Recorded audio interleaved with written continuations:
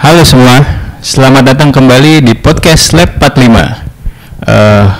Perkenalkan, saya Pratama Putra Prasetya, analis muda politik keamanan di Lab 45. Nah, pada podcast kali ini saya ditemani oleh dua rekan muda Lab 45. Mungkin bisa diperkenalkan terlebih dahulu dari sebelah kiri. Oke, perkenalkan, nama saya Dava. Oke, dan nama saya Atur. Ya, jadi Dava dan Atur, pada kesempatan kali ini kita membahas satu topik ya yang sebetulnya beberapa waktu kemarin itu sedang ramai ya, dan ke depan akan ramai ini, yaitu terkait arah desentralisasi dan juga otonomi daerah kita ya. Seperti kita tahu ya, 2 bulan lalu kita baru mengadakan pilkada gitu ya, yang euforianya cukup ramai ya, karena pertama kali pilkada ini serentak gitu secara nasional gitu. Tentu banyak evaluasi dan juga kritikan gitu ya, dan juga terutama ini nih yang lagi hot gitu terkait wacana pilkada melalui DPRD ya kan. Nah, mungkin dari Dava ini kok bisa muncul lagi gitu ya, terkait wacana pemilihan melalui DPRD ini. Ini sebetulnya ada apa ini, Dav? Sebenarnya ini bukan wacana yang baru ya. Ini sebenarnya wacana yang udah lama. Wacananya pas pemerintahan Presiden Pak SBY. Sebenarnya udah wacana itu, udah ada UU-nya waktu itu. Dan waktu itu sempat ada perpu yang untuk membatalkan itu. Cuman ini baru lagi karena ada wacana, sebenarnya wacana sama di Presiden SBY juga di Presiden Prabowo sekarang. Itu wacananya adalah untuk kembaliin pilkada langsung ke DPRD karena biayanya mahal. Itu sebenarnya masalah yang selalu dibawa argumen yang selalu dibawa oleh orang-orang yang setuju untuk pilkada dikembaliin ke DPRD gitu pemilihannya. Dan sekarang Presiden langsung nih Pak Prabowo yang tampaknya setuju membawa wacana lagi gitu untuk membawa pilkada langsung ke DPRD. Jadi sebetulnya kalau kita baca gitu ya, headline itu fokusnya terutama masalah biaya ya, yang mahal ya. Betul.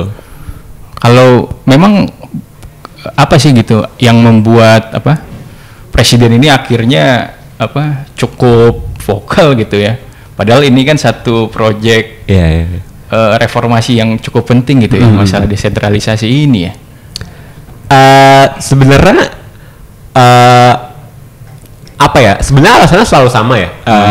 Dari dulu sebenarnya Presiden Prabowo itu untuk hanya mengulangi argumen yang sama dari ini kan sebenarnya argumen yang udah lama dari reformasi dari tahun 2004 ketika dulunya yang 99 DPRD, kemudian 2004 dipilih langsung. Ada juga tuh yang ngerasa ini pilih langsung akan biayanya makin mahal segala macam karena langsung. Dan apalagi ada mulai pilkada kan, sebelum pilkada serentak ada pilkada yang tiap tahun tuh 2004, 2005, 2006, 2007, 2008 itu kan tiap tahun ada pilkada. Dan yang ngelihat itu ya ini pemborosan lah, karena apalagi waktu itu belum ada pilkada serentak, jadi pilkada makin mahal tiap tahun ada.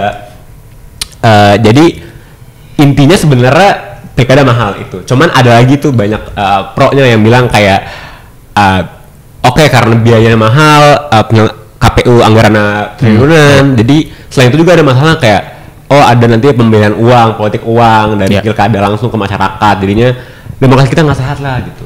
Itu sih kalau argumen-argumen utama dari yang milih untuk kembali DPRD. Ya, tentu saja mungkin juga karena fenomena banyaknya PSU ya. Kita tahu juga total tuh ada 24 ya, berdasarkan putusan MK gitu ya, pengadaan kemarin ya. Nah, ini kan sebetulnya cukup memberatkan pemerintahan daerah ya. Apalagi kita tahu di awal tahun itu ada instruksi untuk efisiensi anggaran ya. Iya, betul. Nah, ini kan tentu membuat kapasitas anggaran daerah nih semakin tipis ya, semakin susah gitu ya. Mungkin dari situ ya muncul wacana pilkada ya udah deh direct aja gitu DPRD gitu kan, seperti era-era sebelumnya gitu, apalagi sebelum reformasi gitu kan. DPRD mengusulkan dan Presiden langsung mengangkat gitu ya seorang kepala daerah gitu. Nah, tapi kalau misalnya realitas masyarakat tuh bagaimana ya dalam respon pilkada langsung ini? kalau yang aku lihat datanya dari Bank Kompas yang kan usulan wacana Presiden Prabowo ini kan sekitar November Desember tahun lalu ya. Dan sebelum kemudian Bank Kompas bikin penelitian tuh bikin jejak pendapat lah. Kira-kira masyarakat setuju nggak sih pilkada langsung apa pilkada di PRD dipilih oleh DPRD apa enggak atau langsung aja gitu. Dan tampaknya mayoritas pilih setuju untuk pilkada langsung instead of DPRD gitu. Jadi berbanding terbalik lah dengan apa yang Presiden Prabowo inginkan dengan apa yang masyarakat inginkan. Ada poll kayak apakah Anda telah ingin memilih Bupati Wali Kota langsung atau dipilih DPRD, 85% dipilih langsung inginnya. Dan hanya yang 11,5% yang ingin dipilih DPRD. Ini kan menarik ya bahwa masyarakat masih percaya dengan demokrasi gitu. Kan sejak awal emang ide desentralisasi kan adalah ide reformasi, bagian agenda reformasi yang ingin mengedepankan agenda demokratisasi dan ingin mengedepankan pemilihan kepala daerah di tingkat lokal itu dikembalikan ke masyarakat, bukan lagi wewenang yang terpusat di pusat gitu. Jadi mayoritas 80% tuh masih menghendaki pemilihan langsung ya? Iya. Tentu ini bakal berat nih kan, salah satu yang kurang populis ya, lagi ya.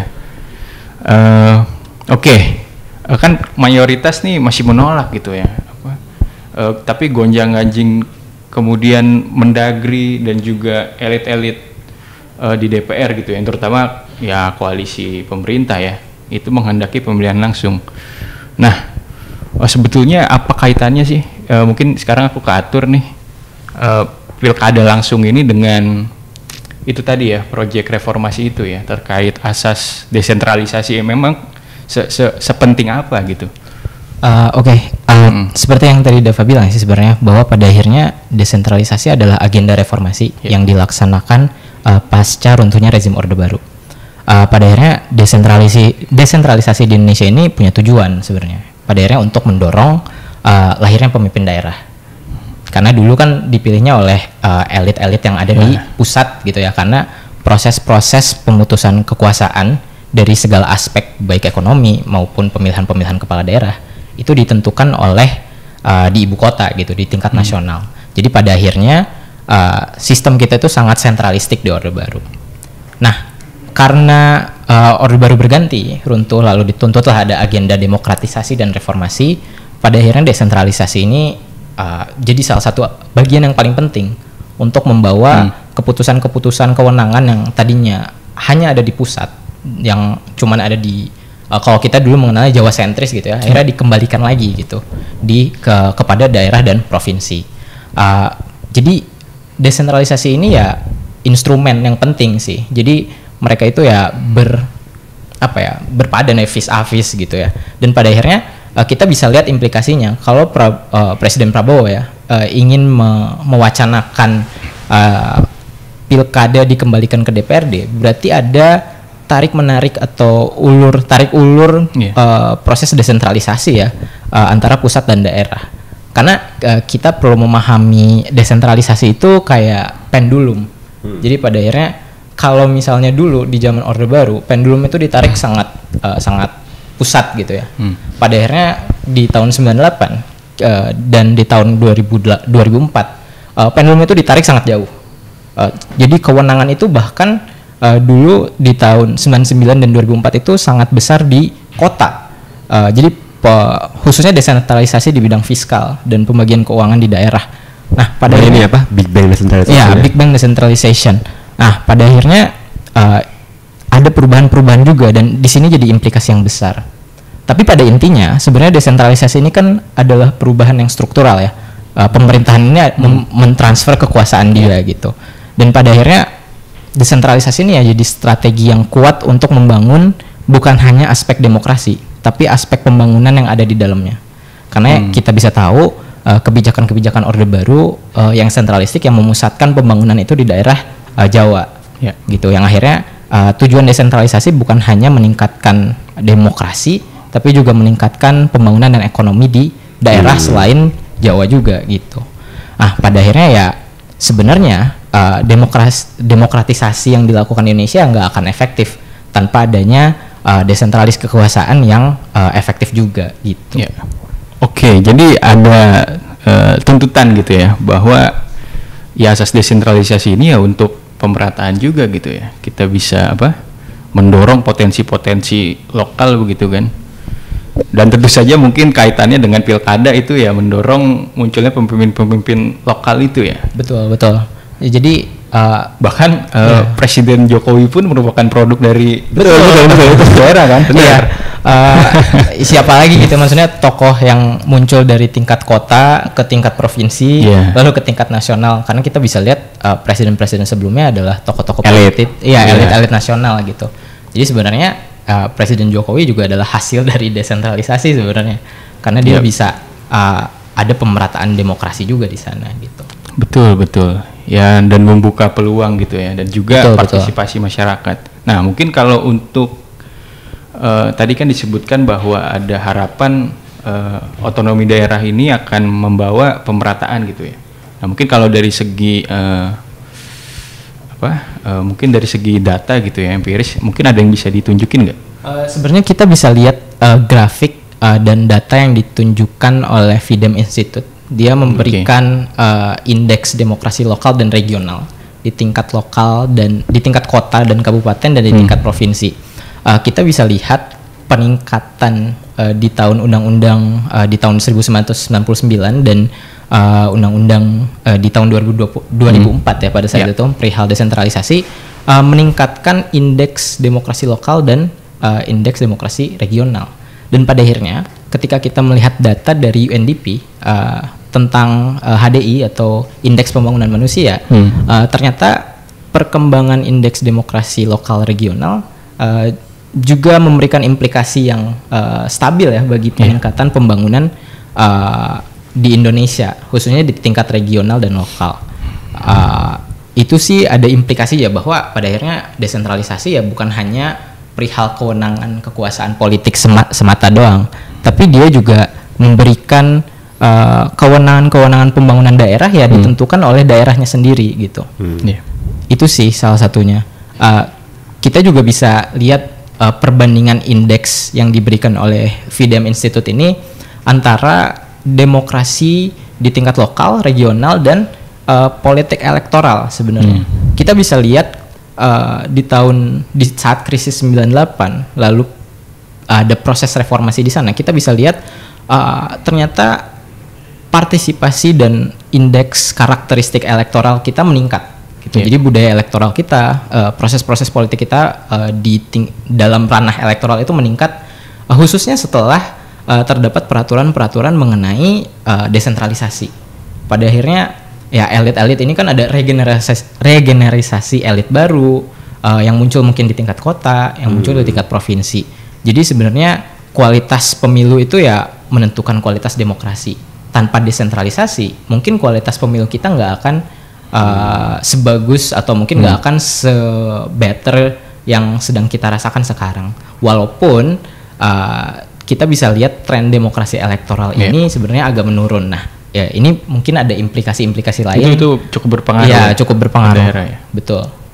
Mungkin juga bisa sedikit dijelaskan mungkin Dava nih terkait ini kan ya tentu tidak terlepas gitu ya dari evaluasi sudah berapa 25 tahun gitu ya 25 tahun otonomi daerah ini ya. Banyak masalah-masalah yang kerap muncul itu seperti misalnya oligarki lokal ya.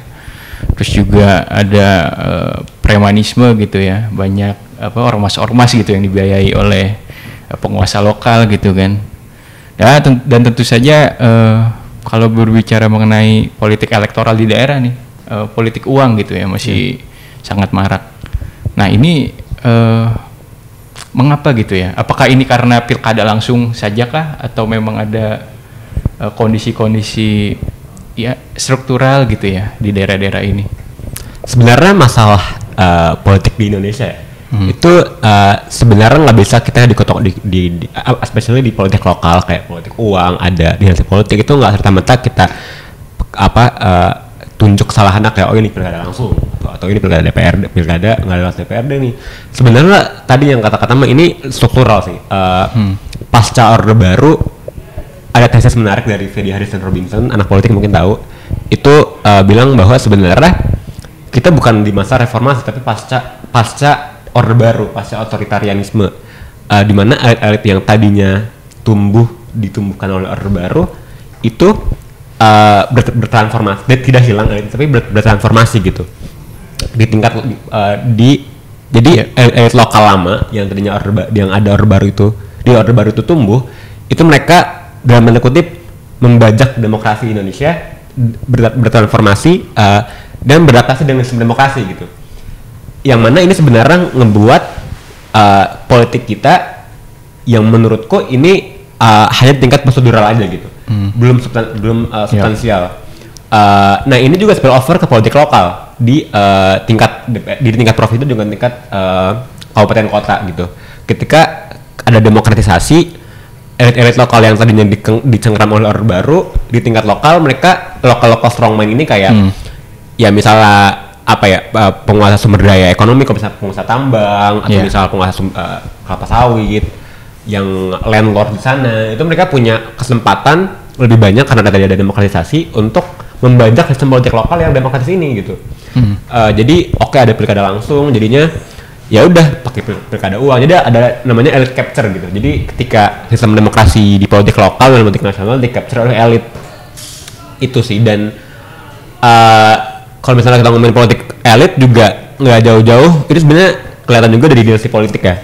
Tadi ketika elit lokal ini ngegunain keluarga mereka untuk memonopoli kekuasaan elit mereka di politik lokal gitu. Ini artinya kan demokrasi kita kan masih prosedural ya, belum substansial gitu. Dan juga tadi yang katakan ada politik premanisme, tadi orang-orang lokal ya ngebayar ormas-ormas di sana untuk ngejaga kepentingannya atau misalnya ngeintimidasi voter supaya pilih mereka. Kan ini lazim kalau misalnya di politik lokal Indonesia. Ya let alone politik nasional, politik lokal udah kelihatan banget gitu. Dan juga relasinya masih patron klien lah. Kita nggak ngelihat, mungkin jarang ya, mungkin di kota-kota besar aja gitu kayak Jakarta atau Bandung atau Surabaya. Tapi kalau misalnya di politik tingkat lokal yang kabupaten gitu, itu kan bukan programatik gitu, tapi mereka patron klien aja kayak bayar voters, politik uang, terus juga tadi bayar preman. Jadi basisnya ya sumber daya ekonomi, ngeluarin uang, nyogok berbagai elemen segala macam instead of ngasih program yang real gitu.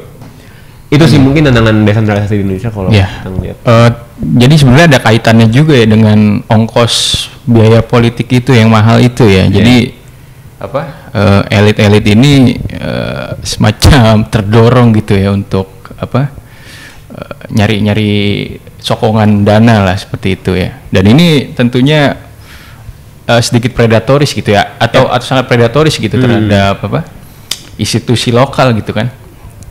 Misalnya saja ada data gitu ya dari Kompas gitu, sejak diberlakukannya pilkada langsung itu total ada 148 bupati atau wali kota dan 22 gubernur gitu ya yang terkena OTT gitu.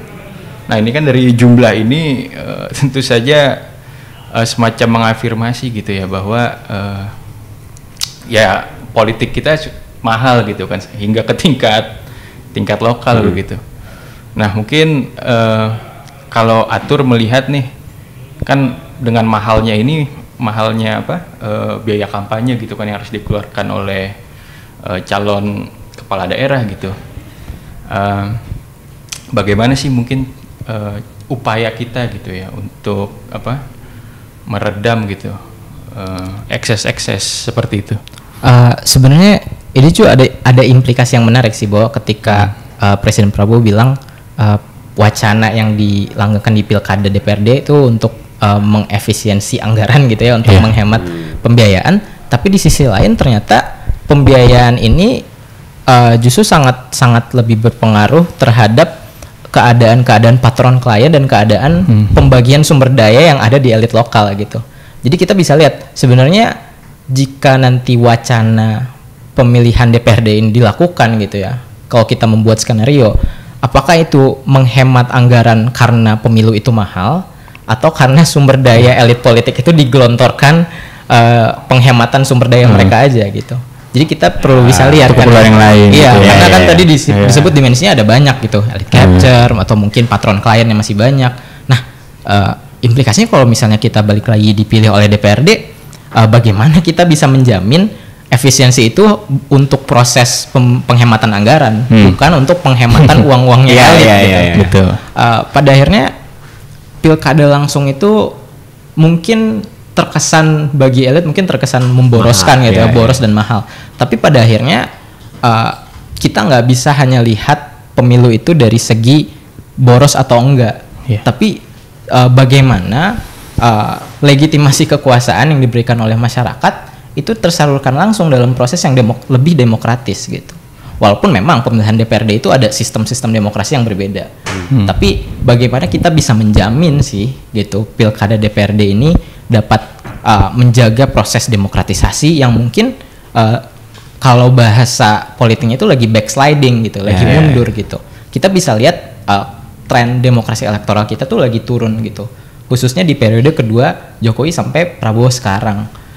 Bagaimana ketika nanti pilkada ini dilakukan secara DPRD, apa yang akan terjadi juga kita bisa narik lagi lebih jauh, apakah desentralisasi ini akan ditarik kembali menjadi lebih sentralistik gitu. Karena kan kalau kita menganalogikannya sebagai pendulum, berarti ditarik lagi tuh pendulumnya, keputusan-keputusan itu pusat gitu.